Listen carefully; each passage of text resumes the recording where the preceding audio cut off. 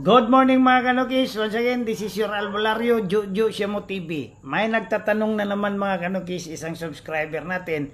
Busjo, paano ba gamutin yung buni? So para hindi imaginary mga kanukis, makikita nyo talaga, credit sa owner nito ay hindi atin yung picture. Ito lang yung available. Yan. Yan yung buni mga kanukis. Ang tawag dyan, punjay.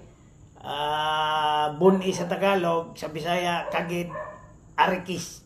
So, para sa akin mga kanukis, this is based on my experience. May tatlo akong tirada dyan. So, kung gusto mo ng medyo mahal mga kanukis, bili ka ng Tiramycin. Nasa 700 to 500 yan. Gamot sa tao yan. So, kiskisin mo lang, apply ka 2 times a day.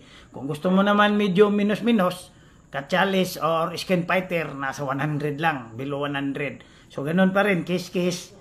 2 times a day application. Kung gusto mo naman na medyo 5 pesos or 10 pesos or piso lang yung gastos mo, bili ka ng use oil doon sa kilala mong mechanic.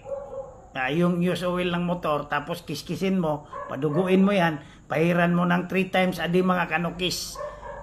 Kung gusto mo naman walang gastos, ito based on my experience, hinahayaan ko lang yan mga kanukis, wala kang gagastusin dyan.